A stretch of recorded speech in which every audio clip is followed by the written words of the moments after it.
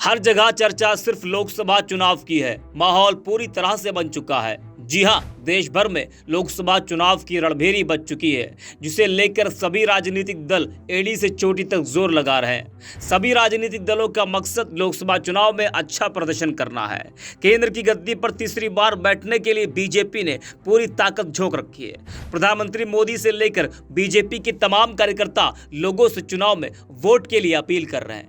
दूसरी ओर विपक्षी पार्टियां बीजेपी को केंद्र की सत्ता से हटाने के लिए भ्रष्टाचार, महंगाई और बढ़ती बेरोजगारी का आरोप लगाकर निशाना साध रही हैं। सभी पार्टियों और नेताओं के अपने अपने दावे हैं, लेकिन जनता अपना नुमाइंदा किसे चुनती है, या तो नतीजों के दिन ही तय होगा।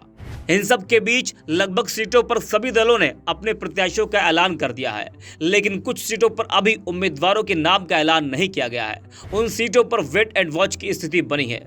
यूपी की कई ऐसी सीटें हैं जहां इंडिया और एनडीए गठबंधन ने अभी अपने उम्मीदवार नहीं उतारे हैं, जिसको लेकर तमाम तरह की चर्चाएं हो रही हैं। बता दें कि रायबरेली, अमेठी और कैसरगंज से अभी इंडिया और एनडीए की तरफ से प्रत्याशी नहीं उतारे गए हैं। कैसरगंज से ब्रजभूषण शरण सिंह के टिकट कटने के कयास लगाए जा रहे हैं, तो वहीं अमेठी रायबरेली पर भी अभी सस्पेंस बरकरार है।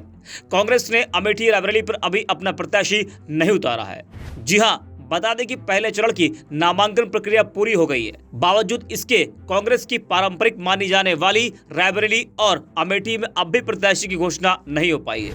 कांग्रेस ने यूपी से 4 प्रत्याशी और घोषित किए हैं, लेकिन इस लिस्ट में भी एक बार फिर रायबरेली और अमेठी का नाम नहीं है, जिससे अब लोगों के मन में तमाम तरह के सवाल आ रहे हैं कि आखिर कांग्रेस किस इंतजार में है। अमेठी और रायबरेली का नाम लिस्ट में न होने से असमंजस की स्थिति बनी है। वेट एंड वॉच की स्थिति बनी हुई। अमेठी और रायबरेली दोनों क्षेत्रों के नेता प्रियंका गांधी सहित दूसरे वरिष्ठ नेताओं से मिलकर गांधी परिवार के ही व्यक्ति को उम्मीदवार बनाने की बात पहले ही कह चुके हैं। कयास यह भी लगाए जा रहे हैं कि वरुण गांधी इंडिया गठबंधन से अमेठी से उम्मीदवार हो सकते हैं। पीलीभीत की नामांकन प्रक्रिया पूरी हो जाने के बाद इन बातों को बल मिला है कि वरुण गांधी प्रत्याशी हो सकते हैं। वहीं भाजपा ने अमेठी से तो स्मृति ईरानी का नाम तय कर दिया है, लेकिन रायबरेली से उसने अभी अपने पत्ते नहीं खोले हैं। कुमार विश्वास सहित कुछ दूसरे नेताओं के नामों पर कयासबाजी का दौर चल रहा है। बता दें कि रायबरेली अमेठी सीट कांग्रेस की परंपरागत सीट रही है। अब तक सोनिया गांधी रायबरेली सीट से जीतकर लोकसभा जाती रही हैं। इस बार उन्होंने चुनाव न लड़ने का ऐलान पहले ही कर दिया था। या जिताऊ सीट गांधी परिवार के हाथ से चली जाए, ये तो संभव नहीं लगता।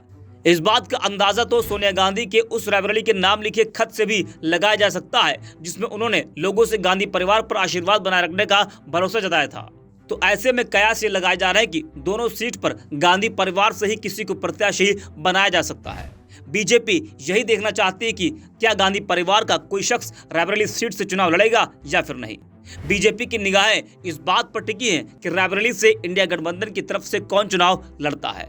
इस सीट पर कांग्रेस उम्मीदवार का नाम सामने आने के बाद बीजेपी उसी हिसाब से अपनी रणनीति तय करेगी, या यूं कहे कि उनका मुकाबला करने वाला उम्मीदवार तय करेगी। हालांकि बीजेपी की तरफ से रायबरेली में दिनेश प्रताप सिंह या मनोज पांडे के नामों की चर्चा तेज है, लेकिन आखिरी फैसला बीजेपी कांग्रेस के पत्ते खुलने के बाद ही लेना चाहती है। यही वजह कि रायबरेली सीट पर अब तक बीजेपी का सस्पेंस जारी है। अब देखना यह होगा कि आखिरकार बीजेपी और कांग्रेस की तरफ से रायबरेली सीट पर कौन उम्मीदवार उतरता है।